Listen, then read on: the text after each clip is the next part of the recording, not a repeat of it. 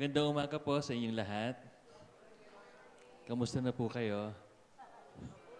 We miss you. Na-miss niyo po ba kami? Buti naman po. Tayo po ay magpapasimula na ng ating pananambahan at bago po ang lahat, nais ko po kayong ayayahan sa isang panalangin. Let's pray. Aming Diyos Ama na pinakadakila sa lahat, muli Panginoon, ang inyong mga anak ay nasa inyong bahay-sambahan upang magbigay puri sa inyong pangalan. Upang ibalik sa inyo, Panginoon, lahat ng mga pagpapala, Panginoon, na inyong pinamala sa inyong mga anak. Ngunit bago ang lahat, Panginoon, kami ay humingi ng kapatawaran sa mga kasalanan na amin nagawa nitong nakalipas na linggo. Linisin niyo kami, Panginoon, at kami ay maging karapat-dapat sa inyong harapan. Sa mga pagpapala, Panginoon, sa mga kapatid natin na nagdiwang ng kanilang kaarawan at anibersaryo ng kasal, binabalik namin ng kapurihan sa inyo, Panginoon.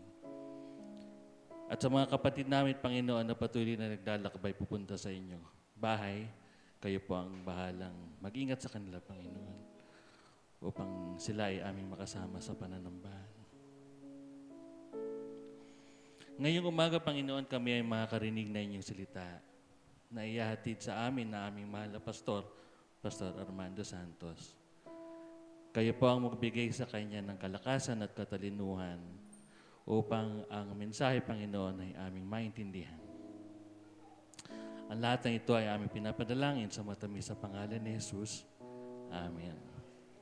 Good morning. Happy Father's Day.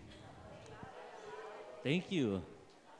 Parang meron po bang na-prepare ang ating mga kabataan for this celebration? Good.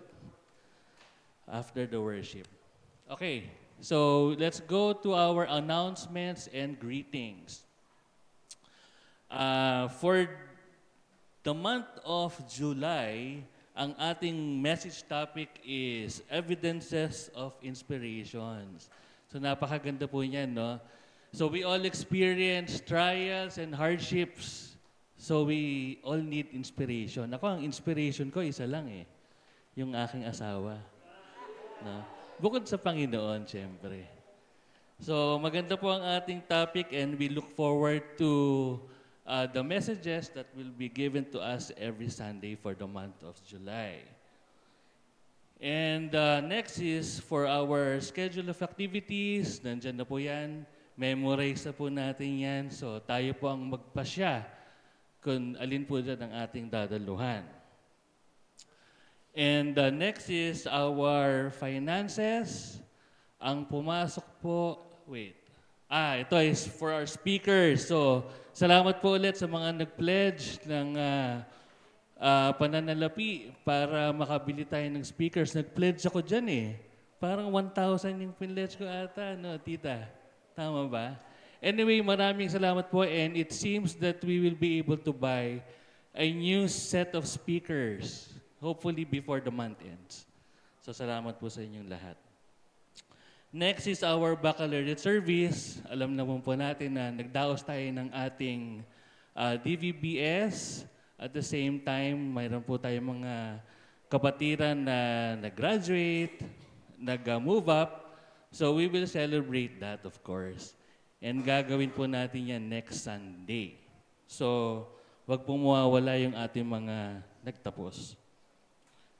And for the week of June 22, ang ating pong presider ay si kapatid, Predicador Nasig.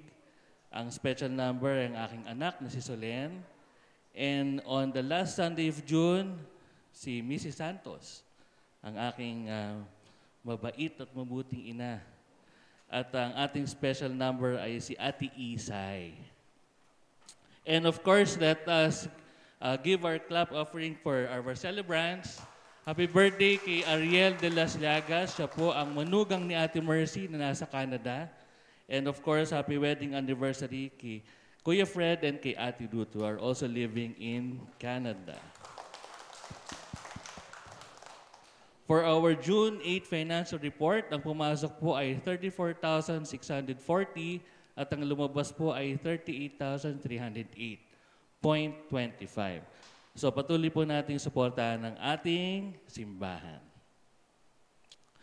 And our quote of the week is, be an encourager to one another, not a discourager. So dapat we encourage each and every one. And our verse number 14 ay galing sa Isaiah 59:2, but your iniquities have separated you from God, your sins have hidden His face from you, so that He will not hear. Okay. So, dyan po nagtatapos ang ating announcements and greetings. Tawagin ko po si Kuya EJ para sa pangungutan ng ating Songs of Praise and Worship. Maraming salamat, music team. Ngayon po ay tayo ay nasa pastoral prayer sa mga kapatid po natin na mayroong tayong kahilingan at mayroong nais pasalamat. Kayo po ay iniimbitahan sa harap. At tayo po ay papanalangin na ating Pastor Armando Santos. Pero bago po yan, atin pong awitin ang ating song. Alam kong may magagawa ang Diyos.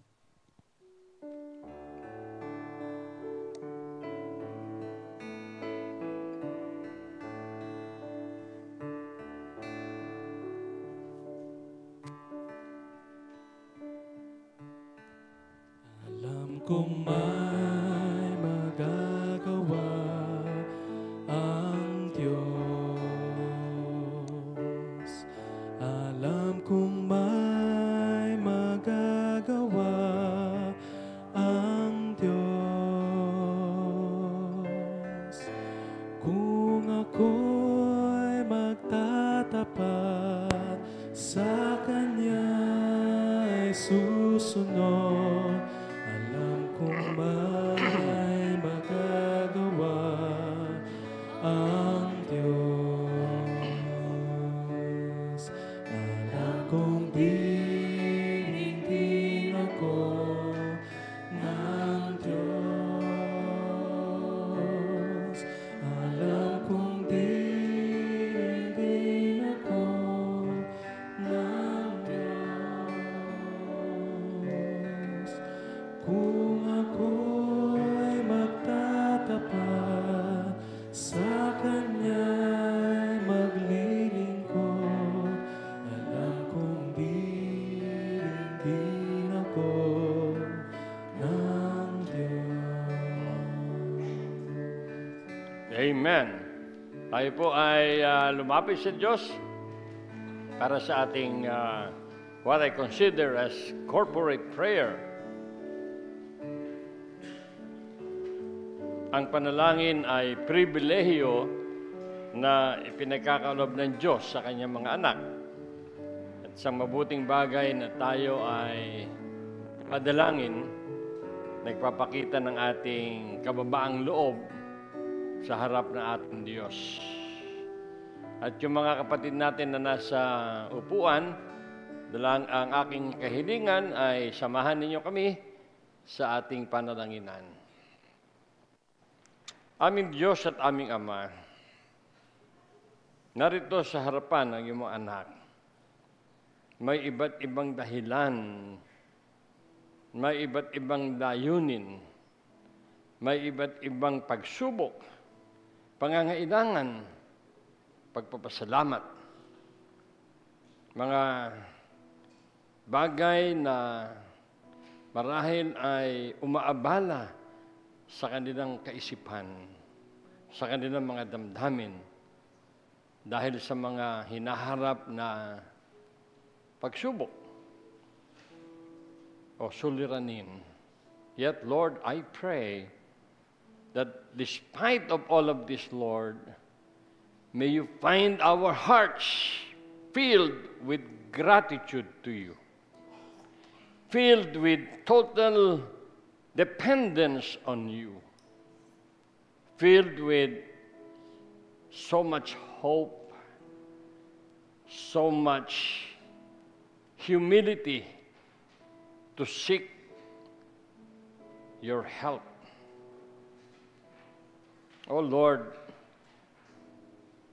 allow us to again affirm that you are our Jehovah Jireh, ang aming Diyos na naglalaan ng biyaya, ng tulong sa kanyang mga anak.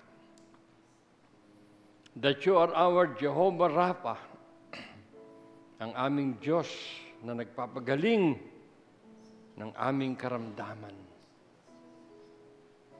na nagbibigay ng sigla sa aming mga katawan. Allow us to affirm that you are our Jehovah Shammah, the God that will always be with us, that will never leave us nor forsake us. Sa bawat sitwasyon ng aming buhay, kasama ka namin because you are our Jehovah Shammah. And you have made a promise to us that you will never leave us, that you will never forsake us, whatever our situation may be. Allow us, Lord, to affirm that you are our Jehovah Shalom, ang aming Panginoon ng kapayapaan, na magbibigay sa amin ng katiwasayan ng aming isip at ng puso sa pagharap namin sa pagsubok ng buhay. Tulad po ng sinasabi sa Philippians, let not anxiety rule our hearts, but in prayer with thanksgiving, we will let you, Lord, know our supplication, and you will give us peace. The world may not understand, but we will because we are your children and you are our Father. Tanggapin mo, Panginoon, ang dalangin ng iyong mga anak. Yung kanilang ipinagpapasalamat, anuman bagay ito, aming Lord. Nawa, aming Diyos, kalingain mo ang iyong mga anak na humihiling ng kagalingan sa kanilang karamdaman. No matter how many years have passed, yet, Lord, alam ko pong kitang-kita mo na they continue to trust you. Yung mga may problema sa kanilang kabuhayan, oh Lord, touch their hearts. Let them feel that help is coming to them. Panginoon, magpakumbaba kaming humihiling na patawarin kami sa aming mga pagkukulang sa iyo. Na kung meron kaming mga nagagawang mali dahil sa aming mga sitwasyon, Lord, I pray, forgive us and cleanse us, Lord, from our unrighteousness. Pagpalain mo yung mga doktor, yung mga gamot na binibigay sa iyong mga anak na may karamdaman, maging mabisang instrumento ng iyong pagpapagaling. Guide our children, guide your children, guide our members na mayroong kinakaharap na mga problema sa kanilang mga desisyon, Lord. Lead them to the right path. Lead them, Lord, to the right direction para po hindi mapariwara ang kanilang mga pagpapasya, ang kanilang mga buhay, ang kanilang sambahayan. Buong kapakumbabaan kami, Panginoon, na lumalapit sa iyo sa pangalan ni Jesus. Lumalapit kami, Panginoon, sapagkat alam namin na kami ay iyong mga anak. And you have given this privilege anytime, anywhere, we can come to you in prayer. At nawa aming Diyos, maramdaman na iyong mga anak ang kapayapaan na dulot ng aming Ama, who is the source of peace sa kanilang mga puso, sa kanilang mga kaisipan. We also pray, Lord, for our loved ones abroad.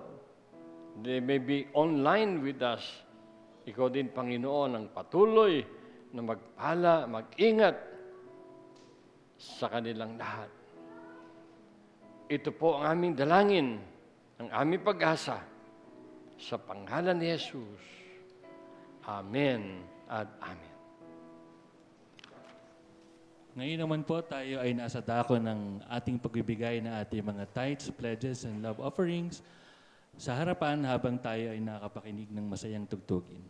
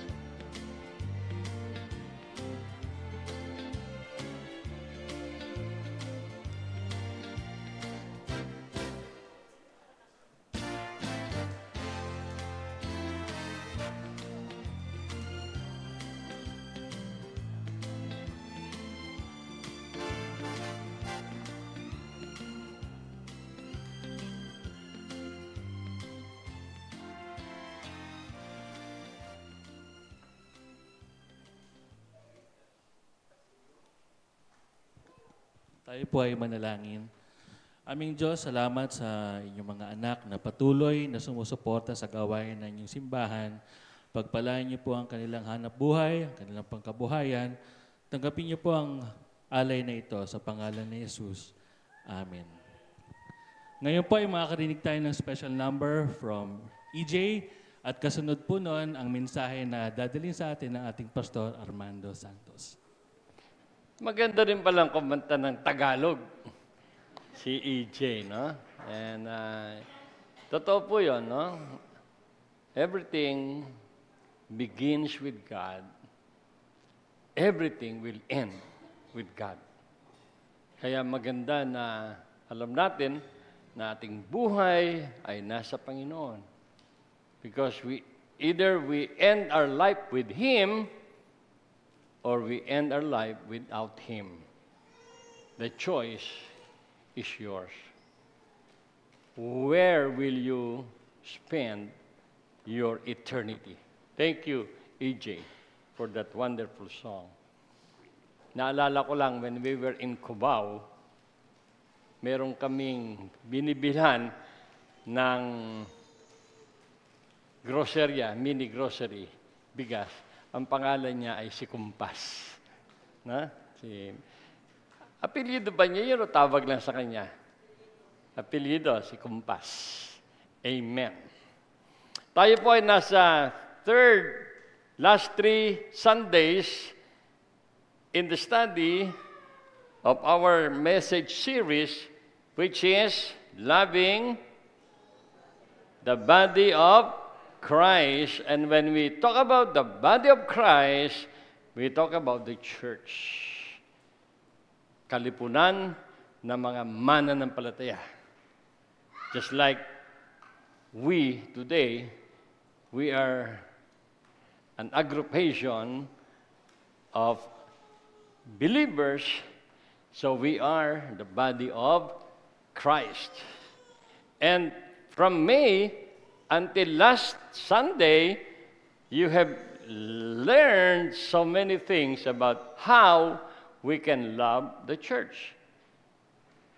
Tama po ba? At yung mga yan ay nagsisilbing information sa ating mga utak, sa ating mga kaisipan na na-store sa ating isip. Ang tawag doon ay head knowledge. No?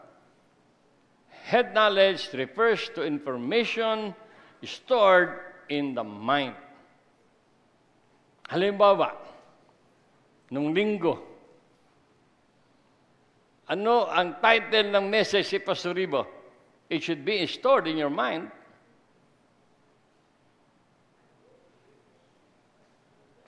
Based on Hebrews 10, 24, and 25. Nagbigay siya ng 6 na bagay na dapat nating natatandaan. Give me one. Don't look at your notes. Just refer to your mind. Magbigay ng isa. Ha? Ano?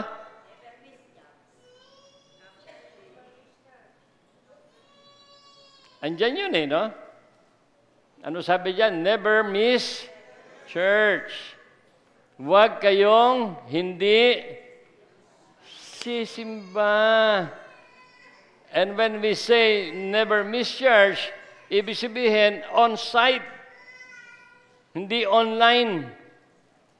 Pwede lang online kung nasa ibang bansa kayo. Pero kung dito kayo sa Marikina, wala naman kayong karamdaman, wala naman kayong mga ibang makakapigil sa inyo, never miss church. And 2, 3, 4, 5, and 6. These are all in our mind. Ang tawag po dyan ay head knowledge. But it should not remain in our mind. It should go down to our heart. Magkaiba yung head knowledge at yung heart knowledge. What is heart knowledge? Basahin natin, sabay-sabay.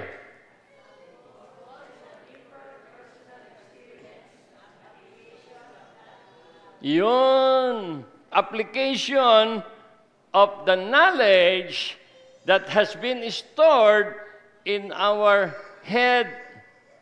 Ibig sabihin, ini-internalize mo yung mga napapakinggan mo at isinasagawa mo. Okay? Knowing is one thing, applying is another thing.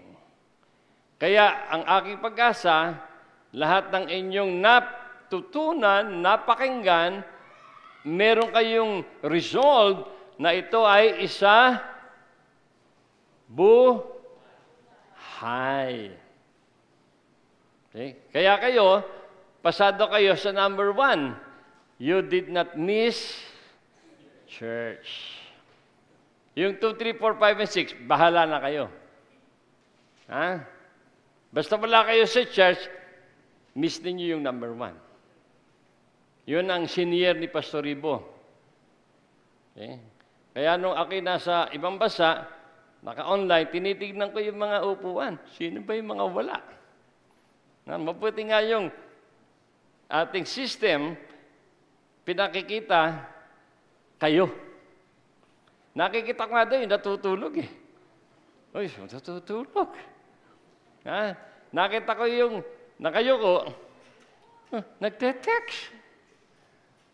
Sabi ni Pastor Benji de Guzman, nung unang linggo wala kami, sabi niya, Pastor, maraming wala sa church. Una kami. Pangalawa, yung pamilya ni Dory, kita-kita ni Pastor Benji. Di ba? Now, sa huling linggo, God willing, if I will be the speaker,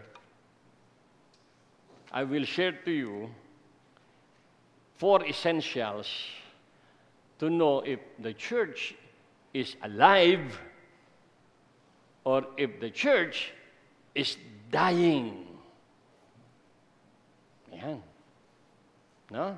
Maraming iglesia sa ibang bansa, they are dying because they fail to observe the 4 essentials in loving the body of Christ. Okay? Yung ating topic, loving the church, yun ay nakapremise sa loving God. Okay?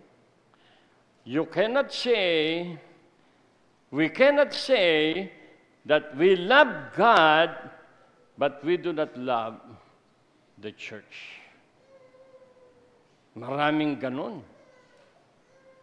They love God, but it is not a problem to them to miss church. It is not a problem to them not to serve the church. So you cannot, and we must not say we love God, and we cannot say we love the church. Hindi pwedeng sabihin ko, I love Puring, but I don't love her family. Aaron cannot say to Ronnie, I love you, but I don't love your family. Hypocritical yun. Hindi pwede yun. Okay? Oh. Hindi pwedeng sabihin ni Beth, I love you, Perry, pero ikaw lang, hindi kasama pamilya mo. So we cannot say you love God and you do not love the church. Kaya nga, pinag-aaralan natin for 2 months how we can show loving church. Do you love church? Ang lakas. Do you love the church? Yes. Do you love God? Yes. See? Kaya sa linggo, walang absent. Si pastor ni ang speaker. Huh? Okay. Sabi ko kanina, 15 minutes lang eh. Kasi meron tayong tribute. Nakakailang minuto na ba ako, Risa? So, 7 minutes na lang natitira. Pwede rin. Yung aking sinabi, I am summarizing everything. So yung love God, love His church, ang commonality dyan, love. Because if we will compress the Bible into one word, for me, the Bible is love. We will compress 66 books sa isang salita, is love. Love, ano sabi dyan? Love is a mandate. Ano ibig sabihin ng mandate? Utos. Isang bagay na hindi pwedeng hindi mo gawin. A commitment. Yan, utos. Eh? Utos ng God yun eh. To act in a way that benefits others even when it is difficult. Okay? At may sinasabi sa Biblia, you do everything in love. 1 Corinthians 6:14, do everything in love. Ang lahat ng ginagawa ninyo'y gawin ninyo ng may pagmamahal. You see? Tingnan natin yung 2 verses na gusto kong basahin natin. Una yung Romans 12:4-5. Ang sabi diyan, for as in one body, isang katawan, we have many members. Yung katawan nyo, maraming members yan.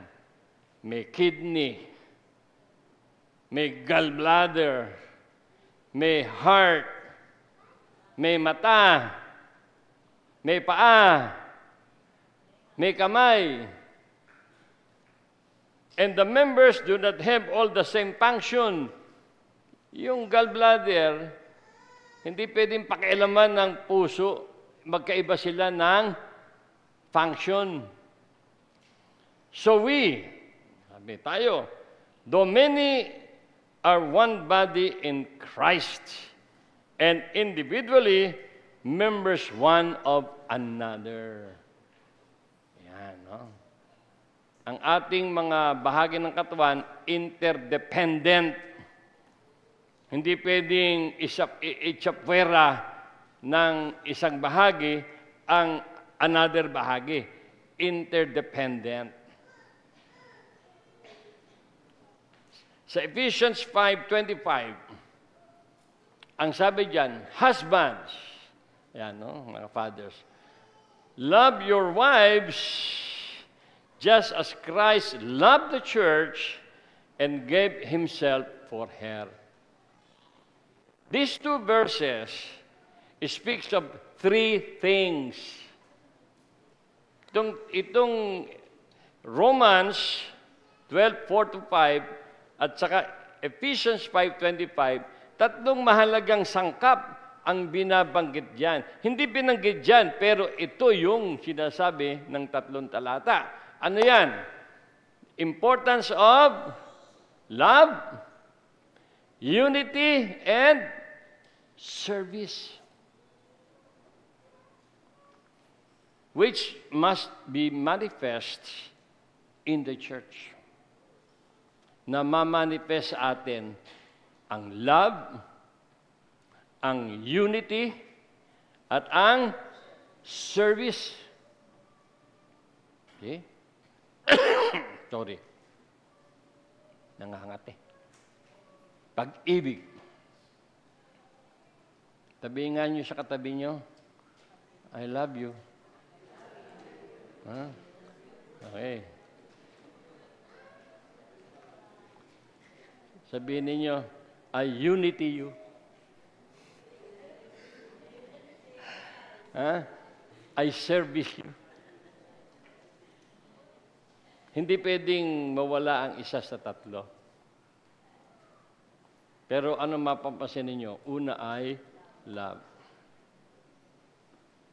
Do we have love in the church? Do you feel there is love in the church? Ito lang ang sumasagot. Naniniwala ba kayo na may pag-ibig sa church? Hindi ko kayo naririnig. Naniniwala ba kayo na may pag-ibig sa church? Yun. Okay, galing, ano? Pangalan pa lang ng church natin, eh. Good neighbor. Ano ating battle cry? Sharing the message of God's love. May unity ba sa church? May nagsasabunutan ba rito?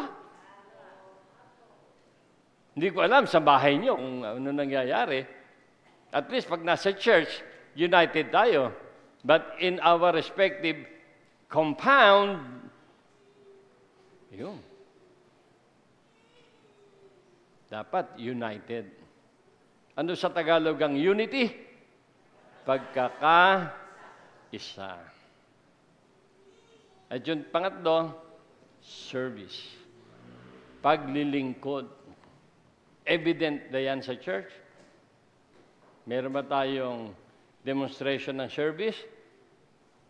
Meron. Halimbawa, ano ang demonstration ng service natin? Na sabi, lahat ng ginagawa natin ay ginagawa natin sa pangalan ng pag-ibig. Ano ang isang demonstration ng service ng church? Na dapat ay guided ng pag-ibig. Hindi isang proyekto, hindi isang activity, kundi yung Arroz Caldo outreach. Ano sabi ko sa kabataan? We do not do this as an activity. We do this as a demonstration of love sa mga mahihirap. Kaya kayong mga kabataan, sabi ko, para ma-develop sa inyo ang pag-ibig sa pamamagitan ng outreach natin. So we do not do it as an activity. Yung pagluluto, it is not an activity. It is an act of love. Yung pagluluto ni Dory ng sopas, it should be because of love, Dory. Hindi activity. Kaya nga sabi, it is an act to benefit others even when it is difficult. It's difficult to cook. Daling araw pa lang. But if it is not in the name of love, it's nothing. It just become an activity. Yung ating pledges sa ating sound system, if it is not born out of love, it's nothing. It is just an activity. But if it is born out of love, it becomes significant to God and to the church. Yung ating mga assistants sa iba sa inyo, it's not just an activity. It is an act of love. Because we are mandated by God to do everything in the name of love. Okay? Yung ating pagpunta sa church, it is not because meron tayong program, meron tayong activity, no. It is our demonstration of love to God. We sacrifice distance, we sacrifice time, we sacrifice money to be in the church because we love God. And because we love the church. And we want the church to be alive, progressive, active.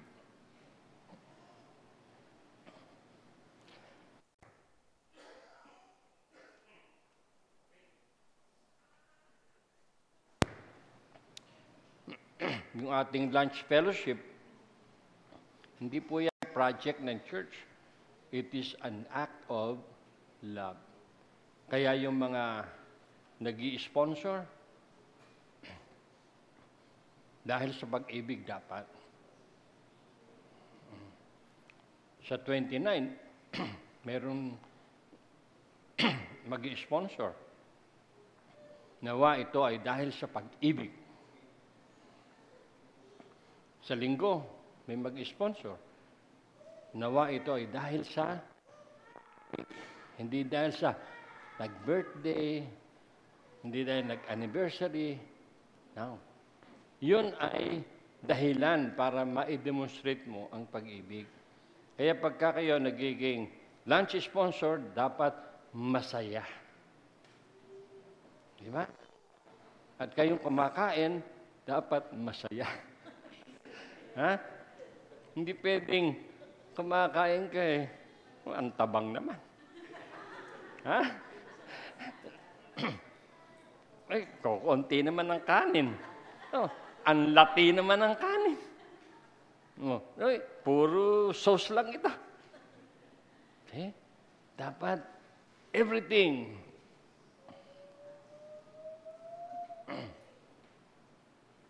Yung sopa si Dory, mga apo ko, sarap na sarap. Kasi alam nila, niluto ng may pag-ibig. Kaya kinakain nila ng may pag-ibig. Yung music team, kayo, you do it not because you want to do it, because you love God. Okay? And it is a form of service. Di ba? Love, unity, and service. Yung dalawang talata na ating binasa. Ano yung unang talata na ating binasa? Ano? Romans 12:4 and 5. Ano yung pangalawa? Ephesians 5:25. Talaga naman, tatanda na kasi. Tandaan ninyo yun. Loving God, loving the church involves love, unity, and service. See?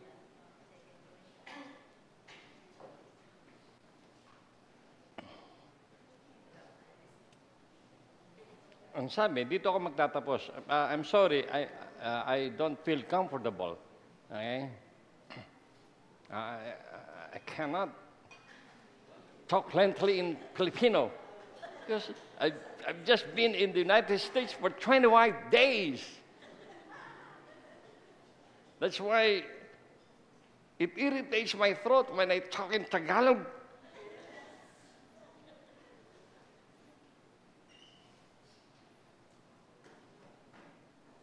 Maawatan kayo sa sinasabi ko. Ha? Makasabot kayo sa sinasabi ko. Ay. Yung sabi, this is a warning. Dito ako magtatapos. Warning on not loving the body of Christ. Okay? Pwede niyo ba sabihin sa katabi niyo, I don't love you? Imposible, no? Sabi dito,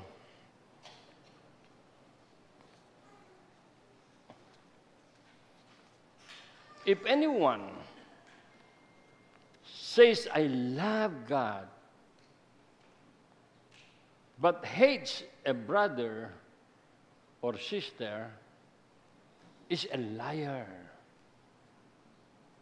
Sa Sunday School, pinag-aralan natin yun. No? Yung sa Revelations 21:8. Doon sa Revelations 21:8, marami doon mga kasalanan na hindi natin nagagawa. Pero yung huli, lahat tayo ay guilty. Ano yun? Lying. If anyone says, I love God, but hates a brother or sister, is a liar. For whoever does not love a brother or sister whom they have seen, cannot love God whom they have not seen. See? So this verse highlights that love for God and love for fellow believers are intertwined, magkasama. See? So when you say you love God, dapat you also must be able to love others.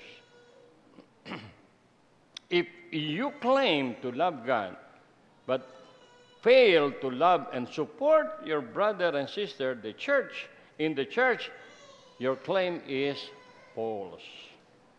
Okay? So mga kapatid, as I end my message, it should be clear in our mind, in our heart. Hindi yung it should be clear in our mind and our heart. No? Dapat, mind and heart. That before you say you love God, be sure that you can confidently say, I love others. And loving others is a mandate. Ano ibig sabihin ng mandate? Utos. It is a commitment to show, to do things that benefits others, even if it is difficult. Even when it is difficult. Several years ago, I told you about a book Hindi ko na lang makita kung nasaan yung libro ni Ate Puring eh. Loving people you do not like. Ang ganda ng libro na yon. It's easy to love people you like. Di ba? Gusto mo siya, kaya madali siyang ibigin. But when you do not like a person, yet you can love him or her, that is a real thing. Loving people you do not like. Kaya kayo, mahalin ninyo yung mga biyenan nyo.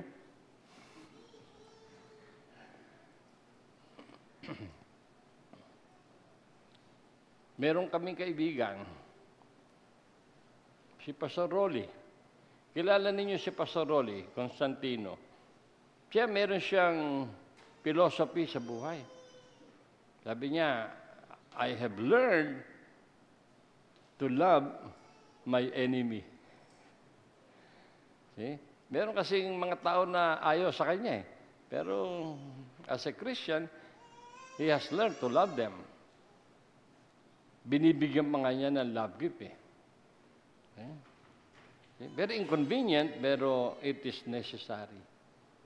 Kaya tayo, bago natin bitawan yung salitang I love you, be sure na handa kang ma-inconvenience. Okay? Handa kang ma-inconvenience kasi merong kasamang sacrifice yun. Diba? May kasamang sacrifice. But our model is Christ because He loved the church sacrificially. He was even willing to give His life for the church. Kaya tayo, it must be the kind of love that Christ demonstrated. Loving sacrificially because even when it becomes inconvenient, you still do it because it is a mandate. Amen? Tayo po'y manalangin. Dear Heavenly Father, we thank you because we can love because you first loved us. We thank you because you love us sacrificially that will enable us, Lord, to love others even when it becomes inconvenient for us. We remember the words of Paul. He said, the love of Christ compels us to do what we are doing despite the criticism of people around us. It is the love of Christ that compels us, Lord, to do what you want us to do. Tulungan mo, Panginoon, ang iyong iglesia sa Good Neighbor Christian Fellowship. Ang iyong mga anak na bumubuo sa congregation ng Good Neighbor Christian Fellowship. To be able, Lord, to demonstrate our love for you by loving the church and loving others. Help us, Lord, to be able to say with all sincerity, we love you. We love others. And this is my prayer. In Jesus' name, amen and amen.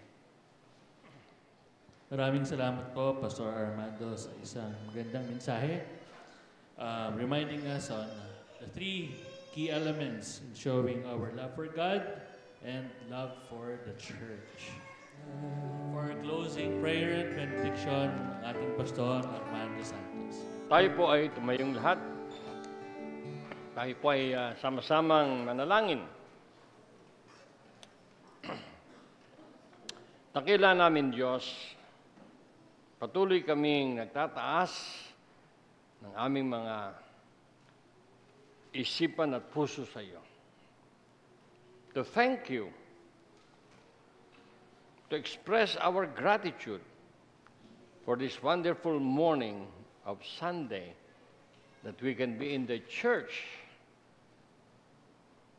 to offer you our praise and our worship. We thank you, Lord, because you have given us freedom in this country to congregate, publicly express our faith without any fear or apprehension, because we live in a free country. At nawa ito ay aming samantalahin, aming Diyos, na amin pong gawin ang aming tungkulin to share the Word of God, to share the gospel to others while there is time. Salamat, Panginoon, sapagkat hinayaan mo na kami ay magpasya na tumungo sa iyong bahay-sambahan together with one another para sa aming pagsamba. Salamat sa presensya ng Banal na Espiritu, providing us peace and comfort and the ability to understand your words, not only to be installed in our head, but go deep to our heart, that we can, Lord, internalize and do whatever you want us to do based on your words and your command. Maraming salamat, Panginoon, sa bawat sambahayan ng GNCF, sa bawat kaanib, sa bawat miyembro, Lord, that continue to support the ministry of the church in many ways. Help us, Lord, to always remember love, unity, and service maging compass ng aming buhay at ng aming pamumuhay as a church. At sa aming pag-uwi after our lunch and our program for our fathers, nawa ang iyong pag-iingat, ang patuloy mong igabay sa amin. Lalo na po sa aming mga mag-aaral na in a few weeks or days ay magsisimula na naman ang kanilang pag-aaral this school year 25 to 26. Patuloy mong bigyan ng kakayahan ang kanilang mga magulang na itaguyod ang pag-aaral ng kanilang mga anak. At ang aming mga anak mula elementary, high school, and college magkaroon ng masipag, matyaga na pag-aaral upang makatapos sila ng kanilang antas ng pag-aaral. Ibigay mo sa amin, Panginoon, ang iyong pagpapala. Oh, may the Lord bless us and keep us. May the Lord lift His countenance on us and give us protection. May the Lord turn His face on us and give us peace, now and forevermore. Amen and amen.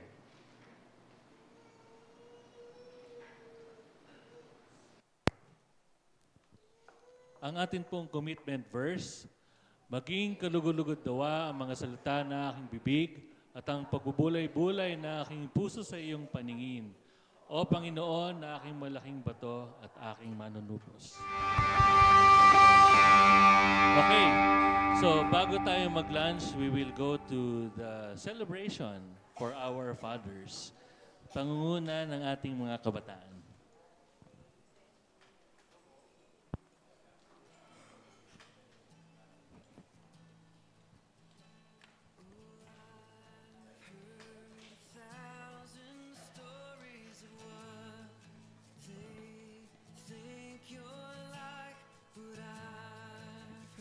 Good day, everyone. Ngayon po ay magdaraos tayo ng isang mahalagang programa para sa ating haligi ng tahanan. First and foremost, we would like to wish a happy Father's Day to all of the fathers present here at the church. Not just them, but also the grandfathers and father figures. So, it's the third Sunday of June and it's time of the year to celebrate and honor all super dads for their affection, warmth, and unconditional love.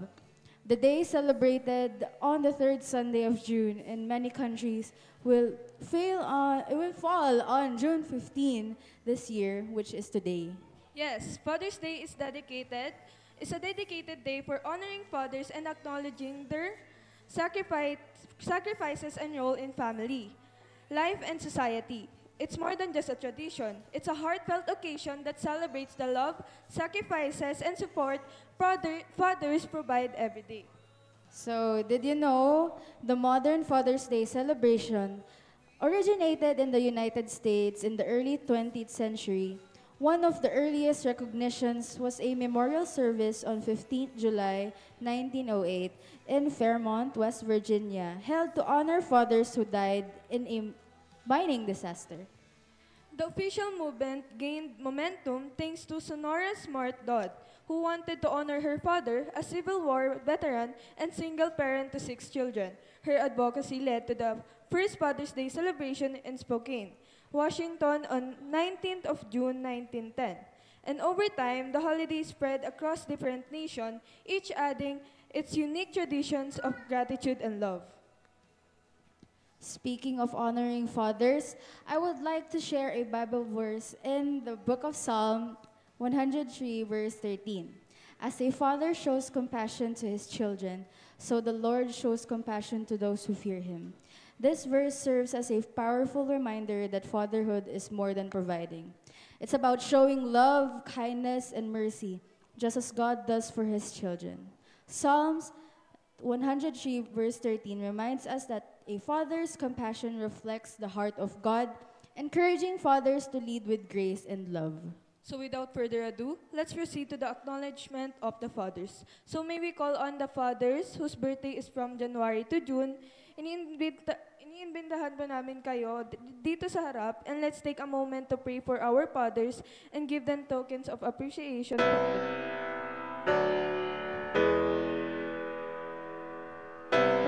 January to June po.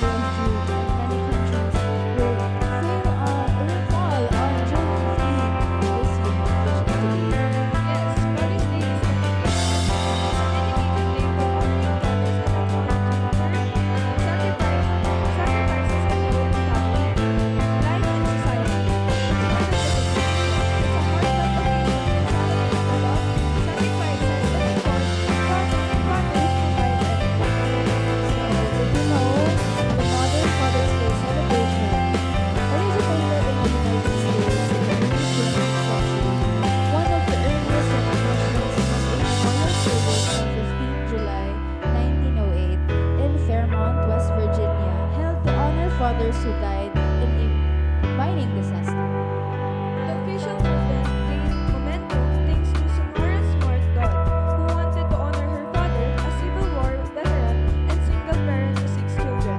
Her advocacy led to the first Father's Day celebration in Spokane, Washington on 19th of June 1910. And over time, the holiday spread across different nations, each adding its unique traditions of gratitude and love. Speaking of honoring fathers, I would like to share a Bible verse in the book of Psalm 103, verse 13. As a father shows compassion to his children, so the Lord shows compassion to those who fear him. This verse serves as a powerful reminder that fatherhood is more than providing. It's about showing love, kindness, and mercy, just as God does for his children. Psalms 103 verse 13 reminds us that a father's compassion reflects the heart of God, encouraging fathers to lead with grace and love. So without further ado, let's proceed to the acknowledgement of the fathers. So may we call on the fathers whose birthday is from January to June. Iniimbitahan po namin kayo dito sa harap, and let's take a moment to pray for our fathers and give them tokens of appreciation from the church. From January to June po.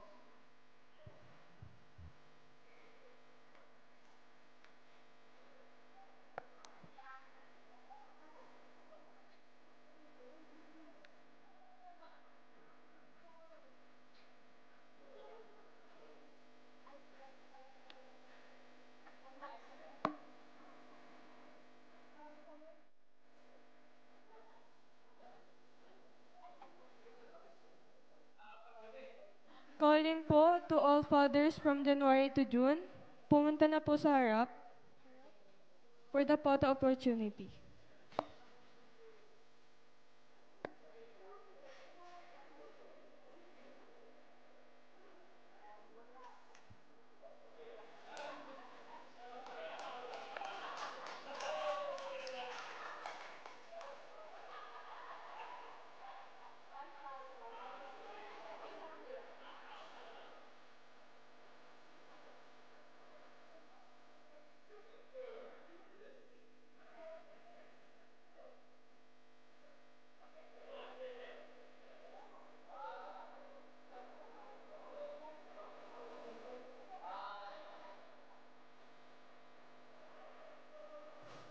So, may we call on Tito Boy po for the prayer po?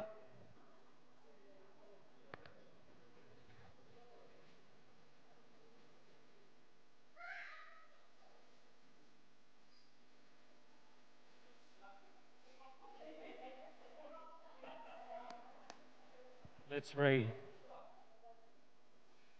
Panginoon, salamat po sa iyong presensya sa buhay ng mga ama sa harapan.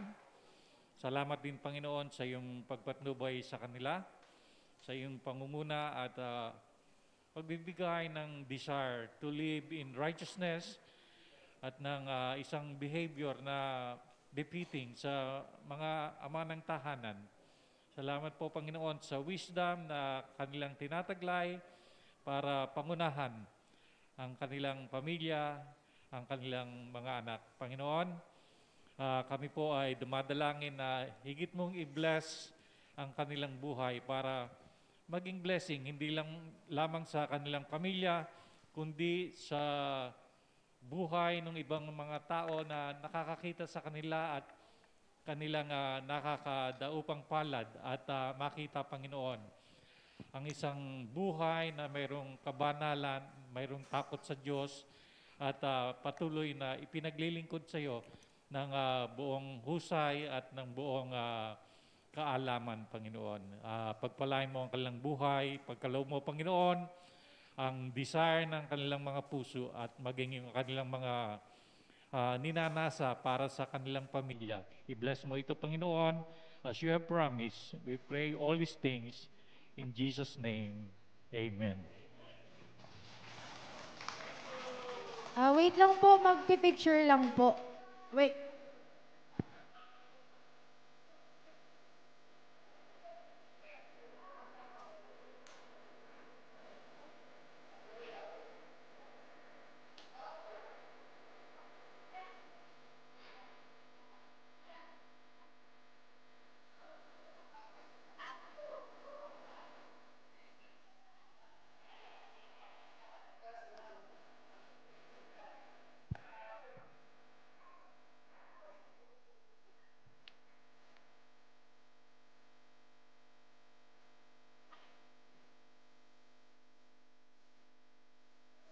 Thank you po, Tito Boy, for that wonderful prayer. Now, let us prepare our mind and heart for Kuya EJ for his special number, You Raise Me Up.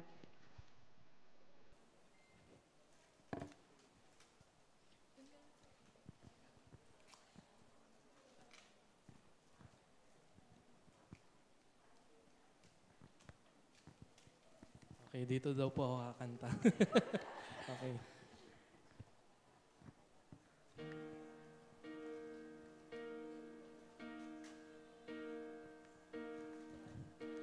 When I am down and oh my soul so weary, when troubles come and my heart burdened be, then I am still and wait here in the silence until you come and sit a while with me. You raise me up so I can stand on mountains. You raise me up to walk on stormy seas. I am strong when I am on your shoulders. You raise me up to more than I can be.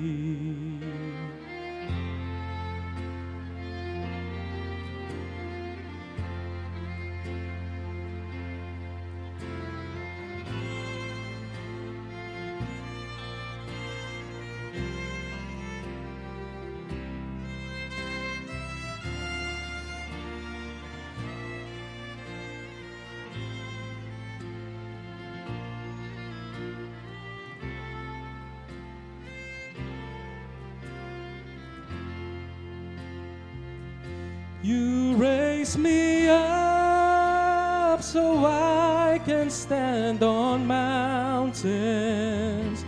You raise me up to walk on stormy seas. I am strong when I am on your shoulders. You raise me up to more than I can be.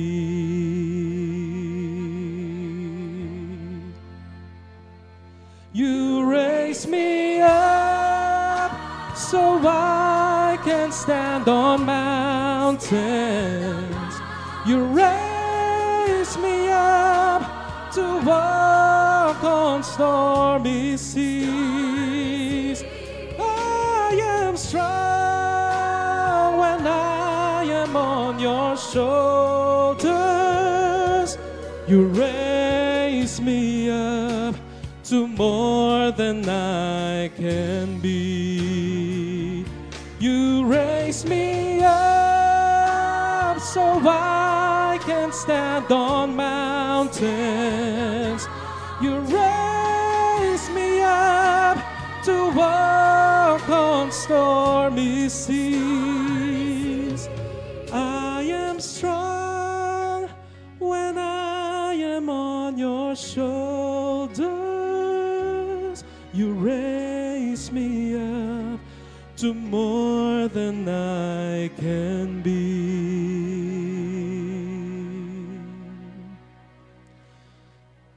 You raise me up to more than I can be.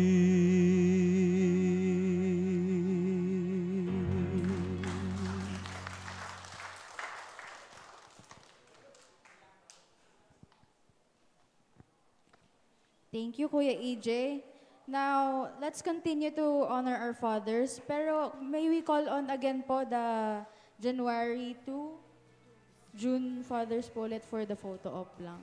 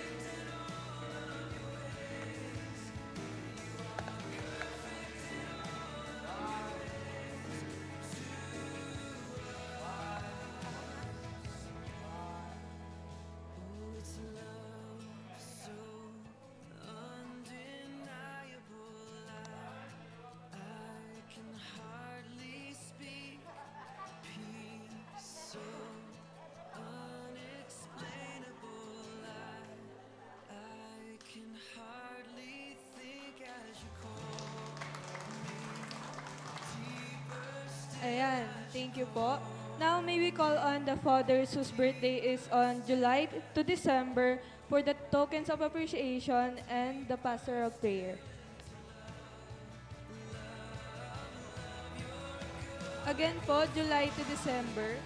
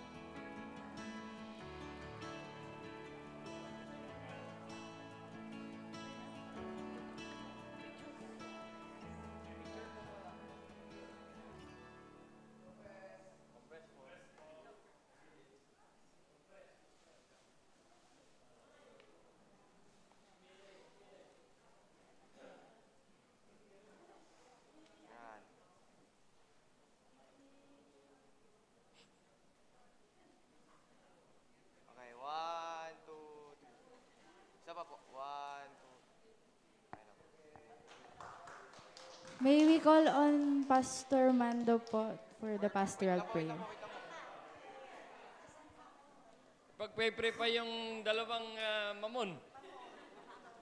Okay, join me in saying a prayer for our fathers. Okay? Panginoon, patuloy kami na nagpapasalamat.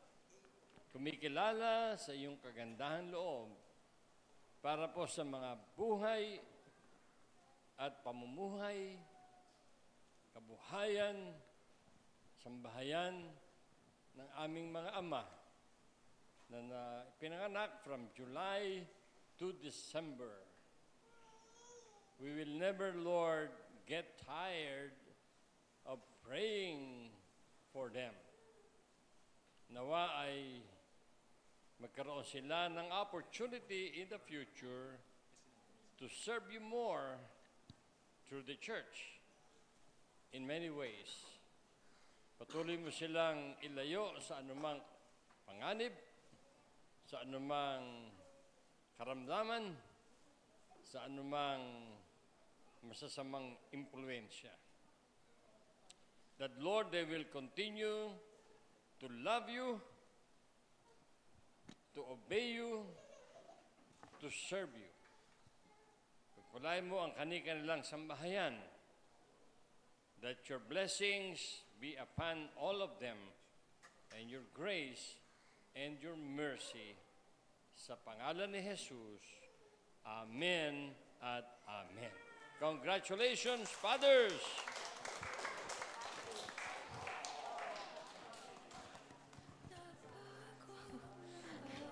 Before we proceed to our audio-video presentation po, let us call on all the fathers ulit para po sa photo opportunity for everyone naman.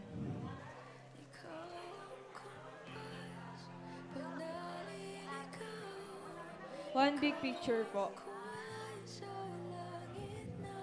One big picture daw po. And pwede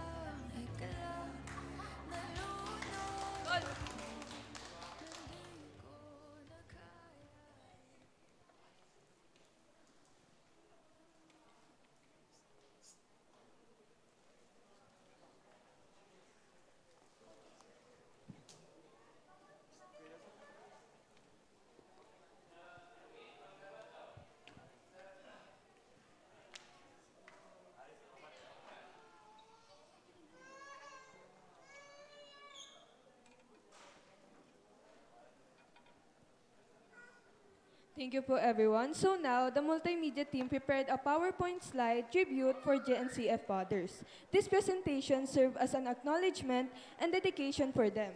So let's enjoy as we will watch a valuable tribute to the fathers of GNCF through our TV screen.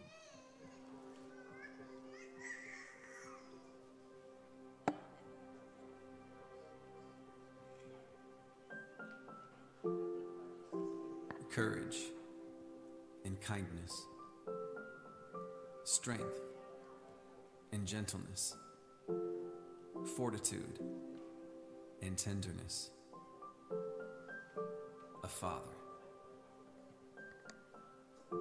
a leader and a lifelong teacher, a comforter and a patient listener, a hero and a world changer. A gift from God above. Being a father is a high and holy calling. It is not only a blessing, but also a stewardship. Fatherhood is a precious opportunity and a divine responsibility, because it is one of the many ways that God watches over all of us. And so from all of us to all of you, thank you to the fathers.